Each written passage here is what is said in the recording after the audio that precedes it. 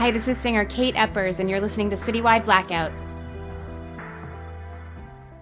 Hey everyone, and welcome to the kickoff episode of Citywide Bites. This is a brand new interview section we're doing every Saturday, 10 a.m. EST, right here on this channel.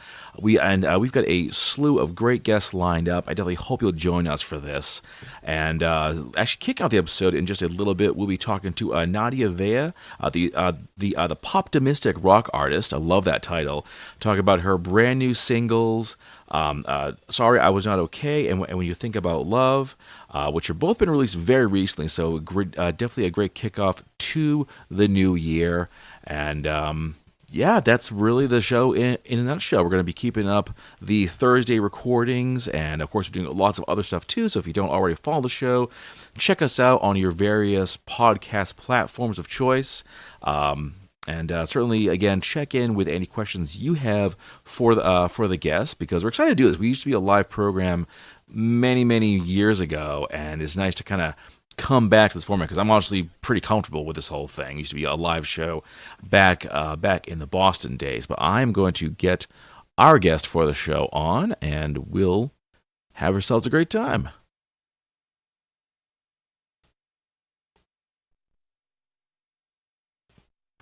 All right. And Curtis is joining us, my regular co-host for the show. Curtis, good to see you, buddy. Certainly, and there we go. The guest is here. Fantastic, folks. All right. Nadia Vaeh, a poptimistic-rock artist, which I gotta say is one of the coolest titles I've ever heard. I love that one. Thank you. Yeah. It's been a minute, too, actually. I think the last time you were on the show was when you had released Anxiety. Yeah. So for the fans, as you can tell, like how long it's been. It's been a little while.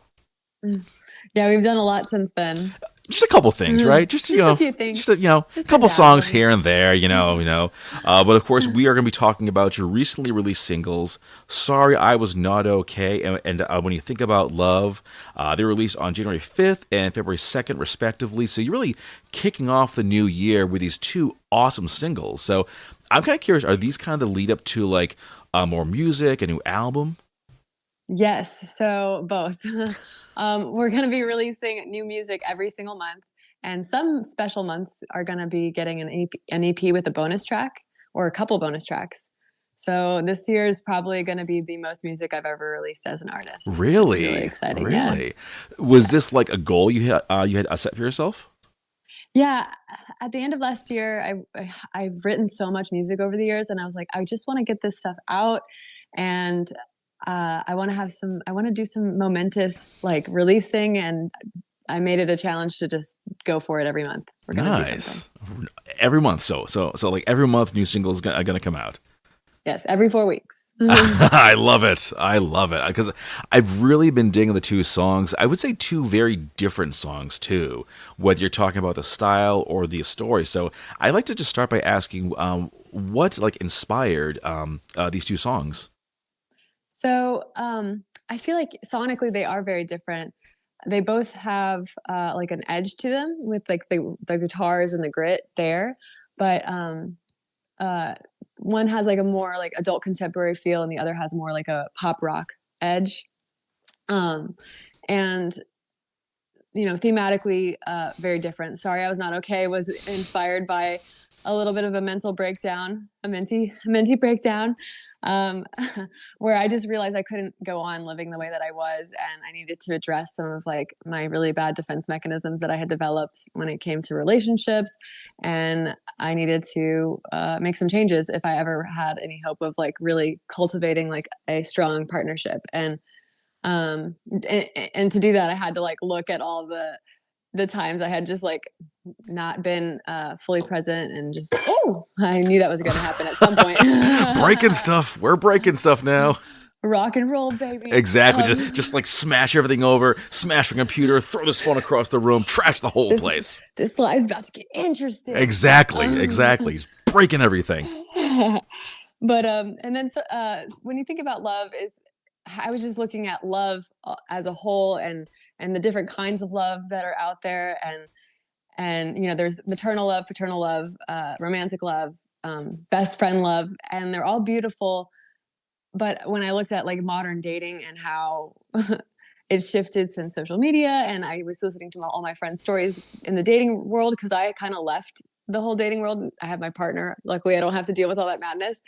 But I just remember feeling like kind of just bummed, and like the beauty of love. I mean, love can be so incredible, but can also be so painful. And that's just kind of what the song is about. It's about the juxtaposition of love.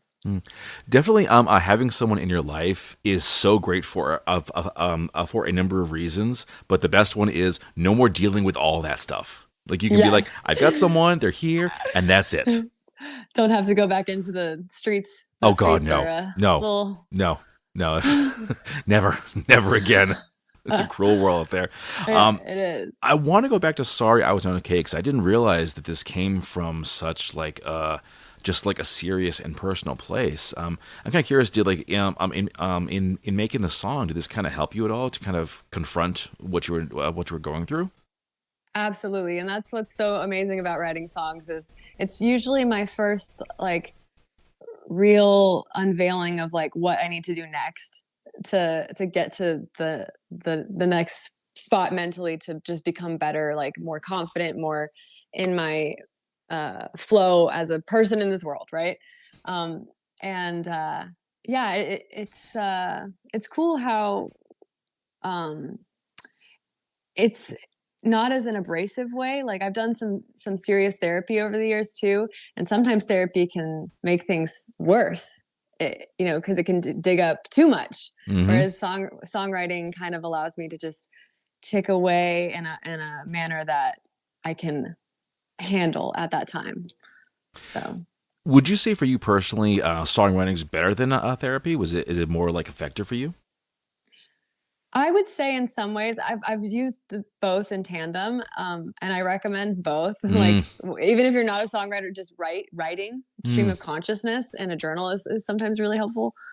Sometimes my songs have come out of just me like just shit talking in a journal.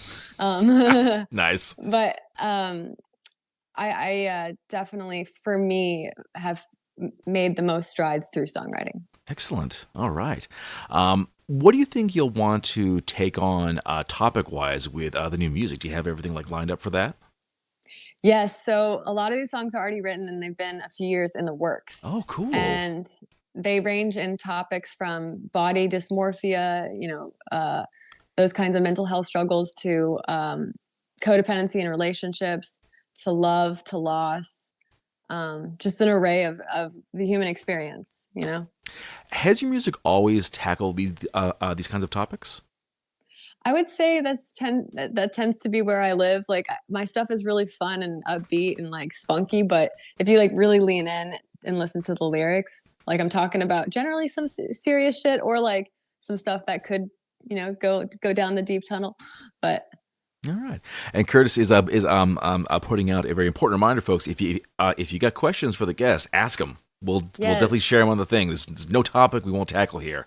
But an open book. Exactly. I like that. So in the meantime, let us talk about the music videos for these two singles because they are so very cool, very cool.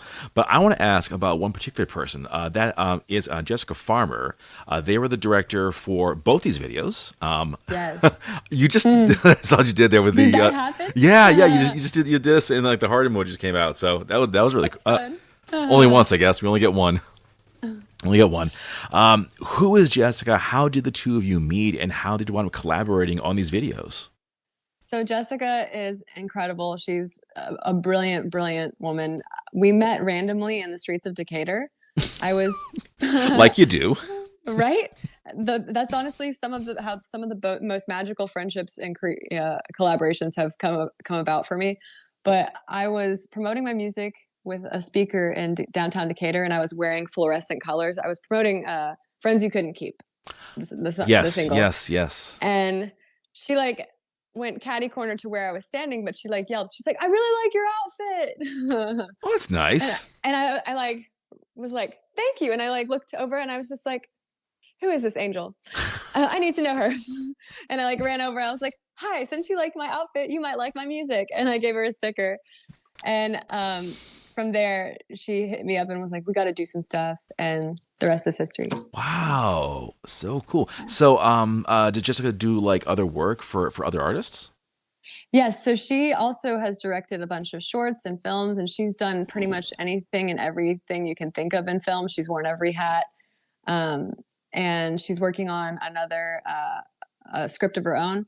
So definitely tap in and stay tuned with what she's got going on. Yeah, She's definitely. doing big shit. I'll bet. I'll bet. So, what was the process like for the two of you working together? So we just kind of started ideating and chatting about the songs.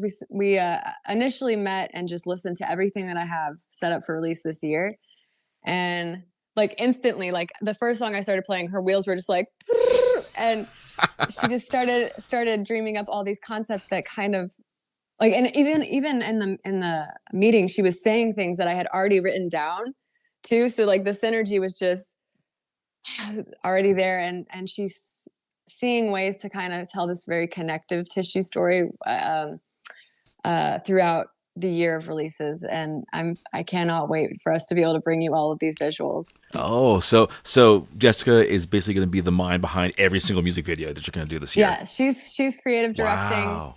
And it's just elevating everything to a whole new place.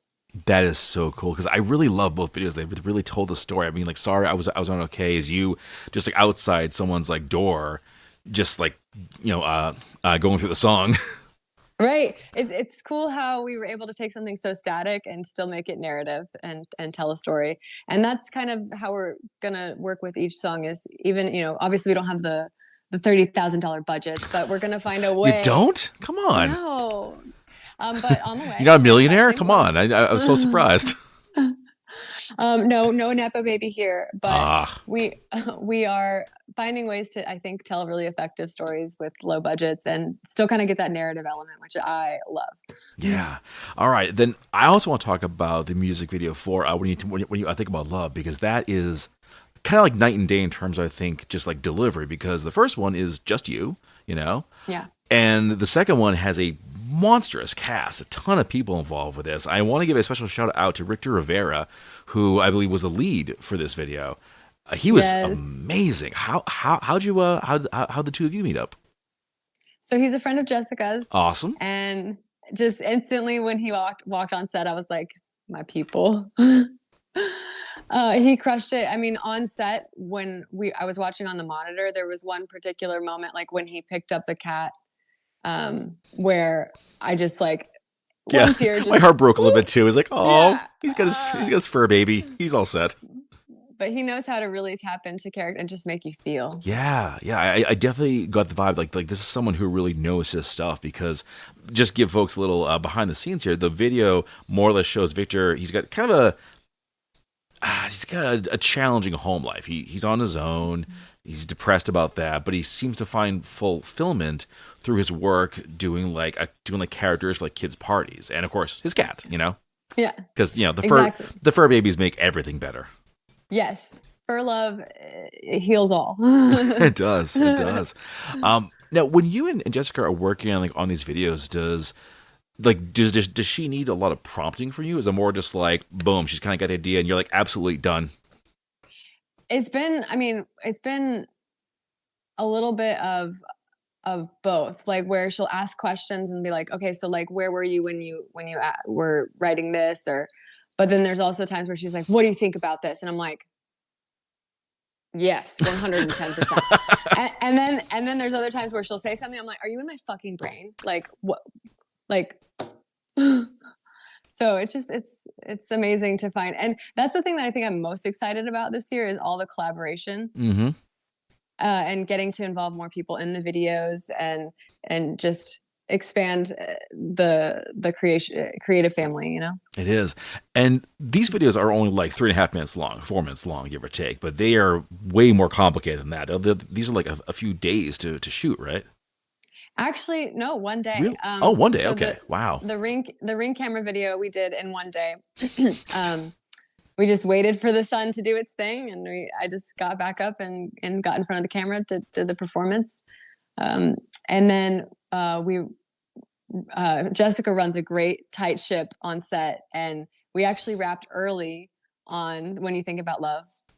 It was a full day of shooting. Yeah. And that, for the folks at home, had a ton of kids. There were like 10 or like 12 kids in that one, the parents and everyone else. So like you gotta be like really strict about that stuff.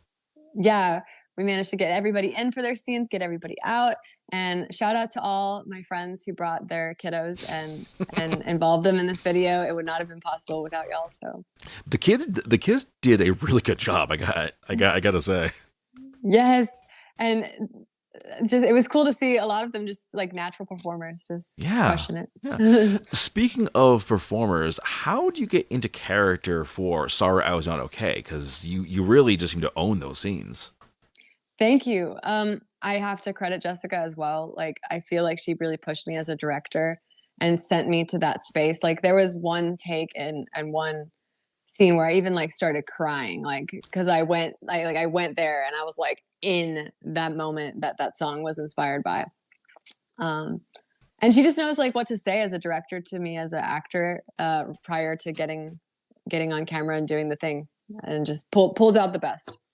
Were you this comfortable on camera like before working with Jessica? I would say I've always no, take that back. When it comes to performing like without words, I feel like there's always been like a slight comfort. I feel like acting has always felt like a fun way to express myself. But I feel like there's been another level that I've achieved this year working with Jessica. Excellent. So I imagine you're pretty psyched for what you're gonna do down the road with her. Yes. Oh yeah. The growth I'm already seeing it, and I cannot wait. Excellent. Well, folks, we are coming down to the end of this kickoff episode. Of course, I want to thank the wonderful Nadia Vaeh for joining me. It's been a pleasure having you on. But what can folks expect later on this year? Lots and lots of music, new songs every 4 weeks. So stay tuned. Be on those pre-saves because they really help independent artists reach more people. And going to be dropping some new merch in accordance to each song. We've been making song covers all on doing scanner art. So all the graphic design is practical. And we're actually taking elements from each song cover and turning them into merch, like custom made, handmade merch. So stay tuned for those drops. Yes, it's fun. Oh my God. Well, folks, where do you go to get this glorious merch? My website, nadiavaeh.com. So NADIAVAEH.com. Excellent. Well, Nadia, thank you for joining me once again. It's been an absolute pleasure talking to you. And if folks are joining us just right now, you haven't missed it, okay? Of course, the video will stay up here. We're also going to be releasing this as a podcast very soon. So posts will happen all about that. And, of course, come back next week, 10 a.m. EST, right here on this page for lots of great interviews. Nadia, I'm sure we'll be talking very soon. Thank you. Thank you so much for having me. Right. Always a pleasure to see you. Likewise. Bye. See ya. All right, folks. Well, that brings this episode to a close. Of course, thanks again to Nadia for joining us. Thanks to you, the viewers, for checking us out. And, of course, tune in for the other ones. Watch the other episodes. We've got bands. We've got horror writers. We've got a magician. No joke. A magician who is on tour right now. We've got other writers. It's going to be a blast. So definitely check in every Saturday, 10 a.m. EST, and we'll see you next time. And with that, we bring this episode to a close. Thanks for listening, and if you haven't already, check us out on Facebook under Citywide Blackout, and Twitter and Instagram under Citywide Max. You can catch this and all your favorite episodes on your favorite podcast platform, and new episodes are added every week, as well as on Boston Free Radio every Saturday at 10 p.m. You get at me at citywidemax@yahoo.com if you want to suggest a guest, submit your music, or just drop us a line. Thanks for tuning in, and I'll see you next time.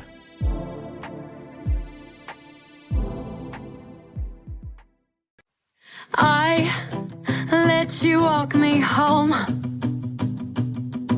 and we talk late night on the phone. Hello? Oh my God, I miss you so much. And I was just passing the time. I was always just dragging out the good goodbyes. No, you hang up. And now I'm growing up, seeing where I messed up, and I try to stare karma right in the eyes. Now I'm taking ownership of all the shit that I did. Sorry, I was not okay. Yeah, yeah, yeah. Sorry, I was not okay. Yeah, yeah, yeah. We met when I was broken, and now my eyes are open. Sorry, I was not okay. Yeah, yeah, yeah. You found everything I liked and boxed it up, did everything just right. And I couldn't take it in. Yeah, the moment was lost on my evil twin. And now I'm growing up, seeing where I messed up, and I try to stare karma right in the eyes. Now I'm taking ownership of all the shit that I did. Sorry, I was not okay. Yeah, yeah, yeah. Sorry, I was not okay. Yeah, yeah, yeah. We met when I was broken, and now my eyes are open. Sorry, I was not okay. Yeah, yeah, yeah. Sorry, I was not okay. The dark side of me died. The coin flipped